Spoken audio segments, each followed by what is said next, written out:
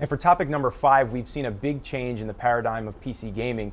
It was recently announced that for Call of Duty 6, Modern Warfare 2, we won't see any dedicated PC servers. What does this mean for PC gamers, though? Because those people are used to having dedicated servers and communities that grow around them. I really have no idea because I'm not really a PC gamer, but I know they're fucking pissed. I mean, the petition's like up to like 200,000 people that have signed it. I mean, from what I know, I mean, dedicated servers seem to be like the big thing for PC gaming. It's one of the advantages that PC gaming has over consoles because you're not confined to what somebody else is telling you. You know, you can set up anything. You can set up mods. You can set up specific rules. You can set up a lot maps, of a lot skins. of the downloadable content and innovations that we've seen in the console world have come from the PC world, from creating new maps, hardware mods, even as much as changing the faceplate on the front of your Xbox 360. I mean, you've seen some ridiculous things come out of PC games. You know, people with pipes and wires and lights and car parts and things installed in their games, in their PCs.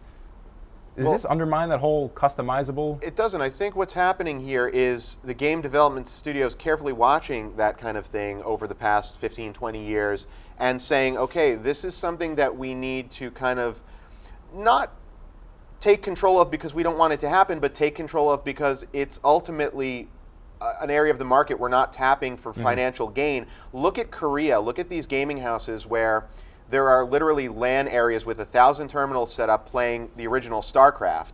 And by the PC gaming company saying, okay, we're only going to allow you to use our servers for our next game, that means that they're going to take away all of those kind of antique games that don't have a dedicated server anymore. And they're going to say you either pay to play with us or you're not going to be able to keep playing this forever. You just buy the next version of the game. We're not going to allow you to take this into infinity on your own. We have to keep making money. Or else a company like Blizzard, I mean, if they didn't have World of Warcraft, they might fade into obscurity if it took them, the next 10 years to make a game and people just kept playing on their own hardware. Like with Blizzard, I mean, you bring up a good point in the sense that, they've already announced that StarCraft 2, there won't be LAN. There's no LAN parties with StarCraft 2, and that was like one of the biggest things. There's no dedicated network code. Right. I'm assuming that if both of you are on the same network, you can clearly join the same game that's out on the internet, that's out in the cloud. Right, but it's out there somewhere. It's not like I can, it's not like it's going to be of old where, you went somewhere and there was computer, which all obviously, together. That's a big drawback for me because I think that part of gaming, the strength of gaming, is that community aspect, and not only online but also in person. It's the LAN game is always more fun than the online.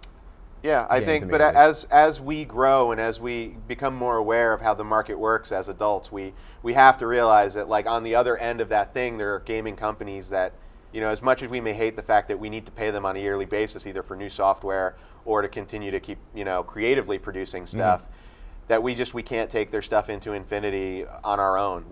There has to be some pay to play at some point on some level, and I think that's where this is all going with these, them taking control of server action and them taking control of how people play online. It's about them making money. Before we end, let's see if we can kind of wrap this up by relating it to a previous topic in that we talked about replayability. If there's no more dedicated server required, does that now mean that as soon as you fire up a game 20 years from now and you do as well, you'll be able to find each other over the internet and then therefore play without having to go to the I hope so. Additional work. We were talking about Ratchet and Clank. I think it was Up Your Arsenal before, and that's one of those games that had online capabilities, but those servers are no longer online, and you wanted to play, and there was looks like fun or to Time me. Splitters 3 or Time Splitters 3 all the way up to the day that they closed the Time Splitters 3 servers. There were active players, people trading maps online on that game on PlayStation 2, and that was innovative in that it was EA. And that was EA, yeah. It was on Xbox Live. Yep. And PlayStation 2. And PlayStation 2. It had the map editor. It had the ability to swap maps. Like, there's so much going on there, and that they could have taken the success of that franchise and now made Time Splitters. People are finding ways to tunnel Time Splitters 3. You can get like those. You need a PC between the connection between the two people to find online players, but it's such a dedicated community. And I think, with whatever restrictions that Blizzard or Activision or whoever puts on these games that say you can only play through our methods, in 20 or 30 years, we'll have people smart enough to be able to figure ways through that.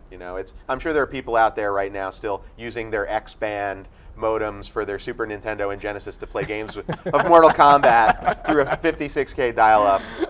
I'm sure someone out there. Never mind inviting somebody over to your house to play the game with 2 arcade joysticks. But that's actually going to be it for this episode, episode 4 of Counterpoint. It's currently 13 points for Frankie Vitarello and 11 points for Jay Michaels. Sorry, Jay. I beat the Iron Chef. Frankie gets the final word.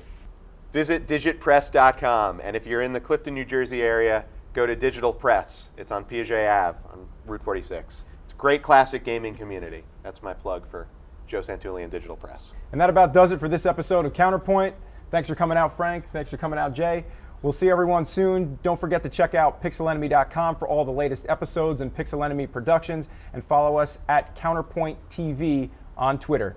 I'm Mark Remo. We'll see you next time.